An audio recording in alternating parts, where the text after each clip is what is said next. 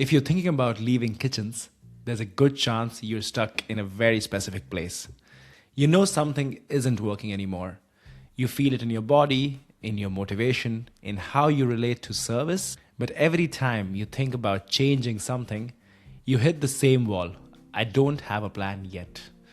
So you wait. Weeks pass, months pass, and before you realize it, you're still in the same role, telling yourself you'll move once things make more sense. This episode is about why that happens. Not because you're indecisive, not because you're lazy, but because most chefs misunderstand what a plan is actually supposed to do during a transition. I am Furkan Mirza, and welcome to Fugitive Chefs podcast. In the previous episode, 2 weeks ago, we talked about exhaustion, about that moment after Christmas and New Year services when the pace finally slows down and you realize you can't keep going in your career the same way. That episode was about pausing. This one is about what actually comes after that pause. When the tiredness settles a bit, but the uncertainty shows up, and the question in your mind is something like, okay, so what do I actually do next? In kitchens, clarity is survival. You know what your role is, who you report to, what success looks like, and what comes next. There's literally a ladder. Even if it's brutal, in most kitchens, it's clear. So when you start thinking about leaving kitchens, the absence of that structure is what feels dangerous to most chefs I know. Your nervous system starts looking for reassurance, and that reassurance often takes the form of a plan. But most of the pressure to have a plan doesn't come from curiosity, where it actually should come from. It comes from fear, primarily yours, but also other persons. Family asks, so what's next? Partners want to know if you'll be okay. Colleagues want to understand your decision. And this is genuinely good things, to have people who care about what this next step looks like. But slowly you internalize the idea that not having a plan means you're being irresponsible. And that's not true. Even though you feel like not having a plan means being irresponsible, I do not think that's true.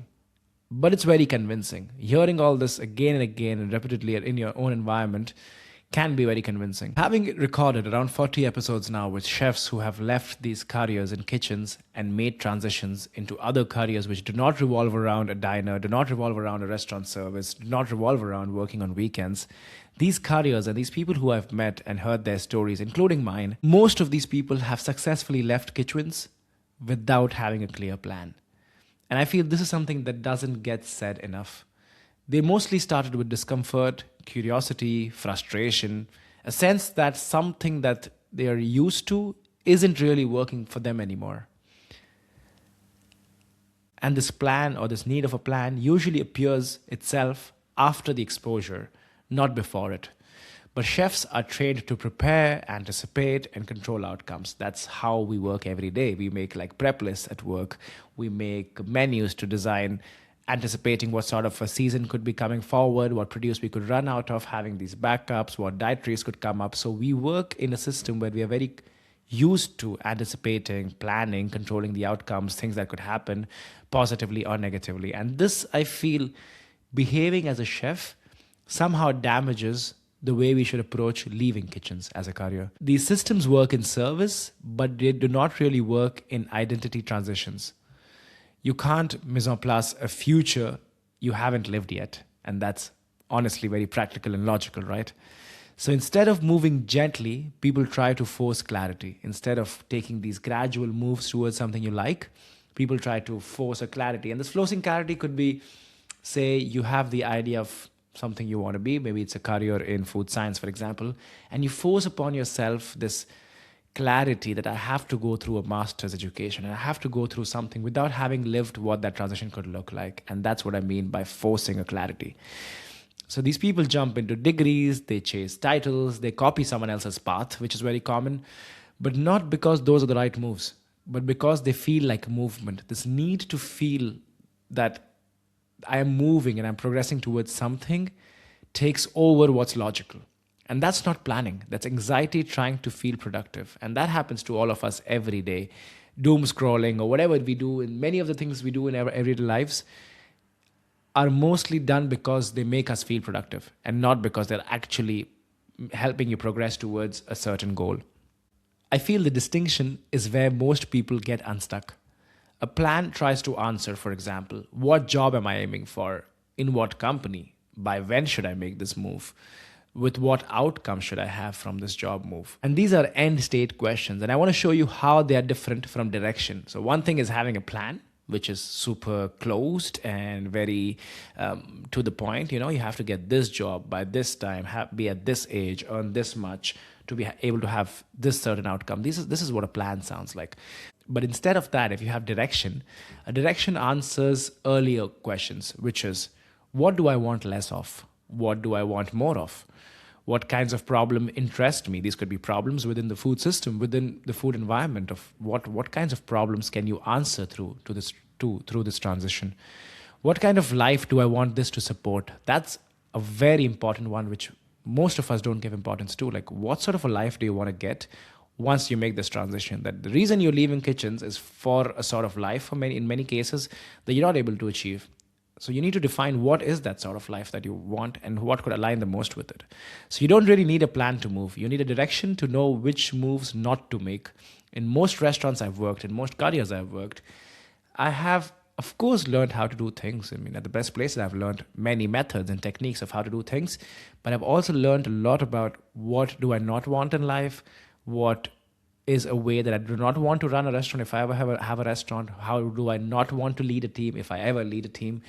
These things, I think, are much more of value and more appreciated when you're deciding a direction to move towards.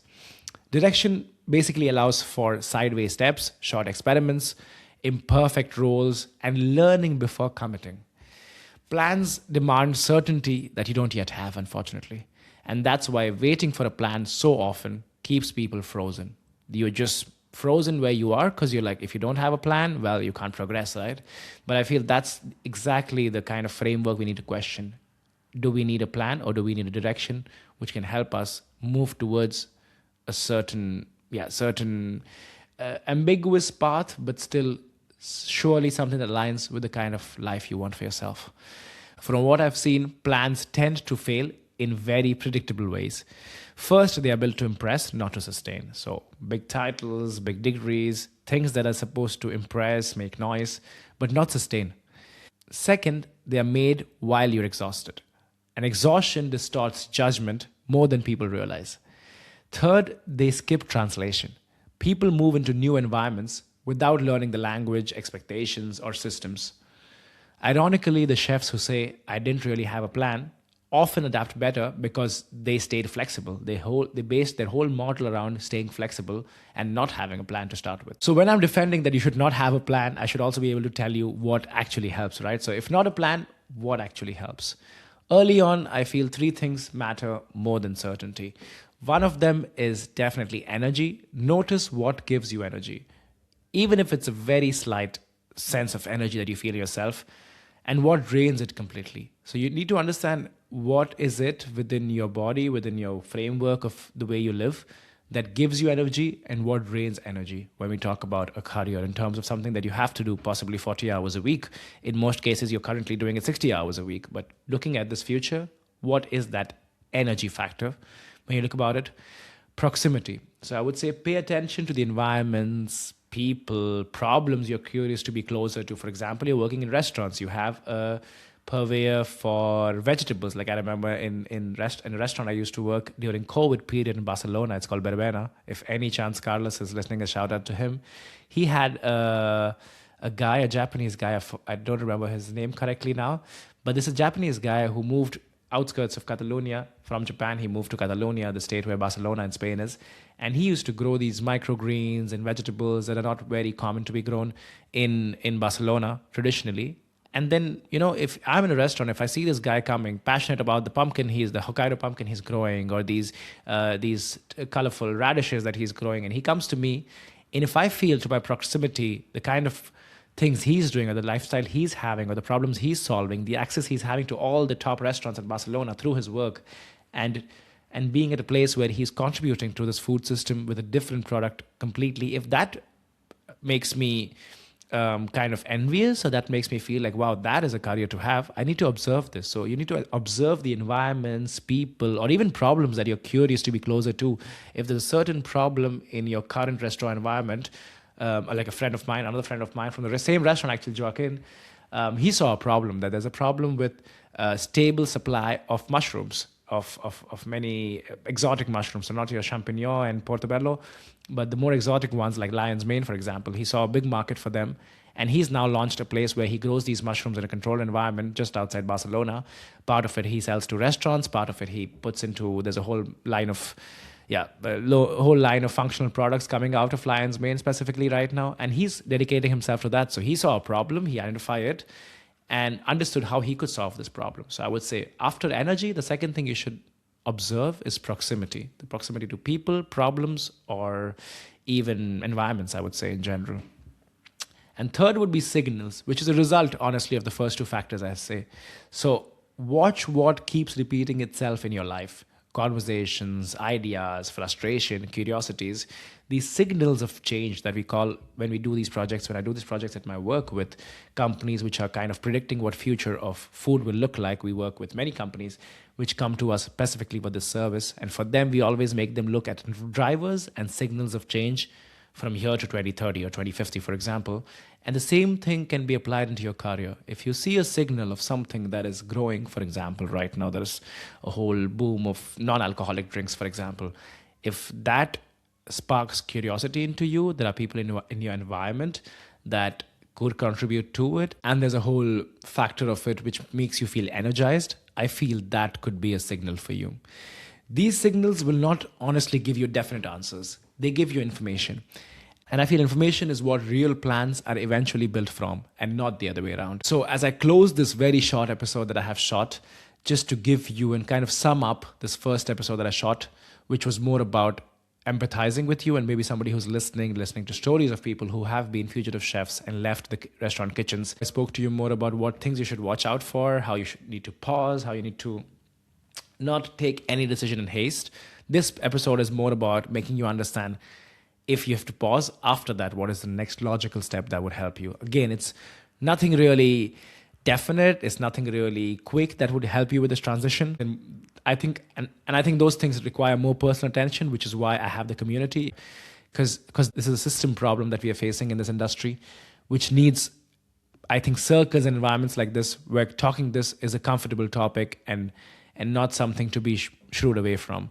So I feel this episode is here to be able to answer this question of what's next. And as I close this episode, I want to leave you with this. Not knowing your plan doesn't mean you're behind. It usually means you're at the very beginning of something truly honest. Most meaningful transitions don't start with confidence. Don't let anybody confuse you that you need to have a very strong plan, you need to be super confident, you need to fake it and create a version of yourself. But I feel they start with discomfort and attention. So it's okay to feel, if you're feeling uncomfortable, if there's a certain sense of discomfort in this process of transition, I feel it's healthy, but it also needs attention. If you're in that in-between space right now, not wanting to stay, but not knowing where to go, that doesn't mean you failed to plan. Please do not let the world confuse you. It means you've stopped lying to yourself, and it's the first time you're being honest to yourself that, okay, I do great. I possibly do great at this career. I'm very good at managing the past. I'm very good at maintaining this restaurant where it is right now. But it doesn't mean that you cannot permit yourself to look for a different career. And that phase of what this next part is doesn't need to be rushed, or there's nothing to be fixed in your career in general. It needs to be respected. So look at this discomfort with respect and give it the attention it requires. Instead of asking yourself, what's my plan? Try asking, what am I learning about myself right now? Because this phase of discomfort could show you a lot of things. It could really show you what you're not comfortable with and what you're comfortable with right now. And let that answer slowly evolve. That's how I feel real direction forms itself. If this episode put language to something you've been feeling, I would genuinely love to hear it. You can leave a comment on YouTube, a short review on Spotify or Apple. Even one line helps other chefs find these conversations, as I told you before. If you haven't listened to the previous episode yet, I would recommend starting there. after listening to this podcast. It sets the emotional ground for everything we talked about today. And then you can jump into, there are so many episodes. If you want to talk about how to make a transition into baking, there's Paul's episode. If it's about supper clubs, you have Sormay's episode. If it's about getting into institutional catering, you have Dan Justi. There are so many examples. If you want to get into, say, food R&D, there's the episode with Pat Clifford from PepsiCo. So you have, once you listen to these two episodes, jump into an episode where you can see someone who has made this transition to the likes of what you would like for yourself.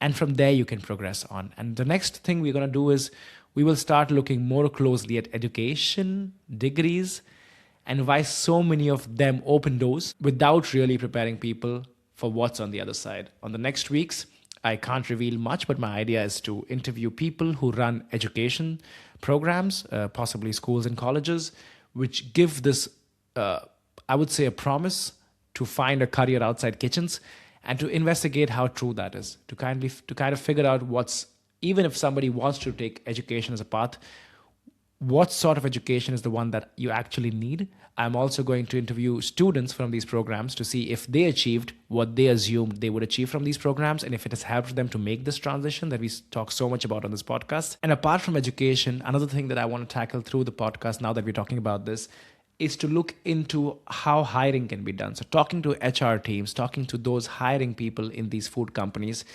why would they hire chefs, and what sort of chefs would they hire, and how can we make this transition as smooth as possible? Because through my investigation with educational departments, educational systems, schools that impart these kind of courses, and interviewing especially students, what I have figured out is most of these education programs, yes, of course, they're teaching curriculums which help you become, say, a food scientist or working in the food R&D department. But more than anything, students are getting close to these colleges or these masters and courses for the doors they open. And I feel if there is somebody who cannot afford that education, or who feels they do not want to spend a year and a half just for opening a few doors, I feel if through the community and through the podcast we can get our foot into these doors, that would be something great. So there's a lot of good things to come for the next few weeks. And I hope to see you all again in the next episode. This has been Fugitive Chefs, and thanks for listening.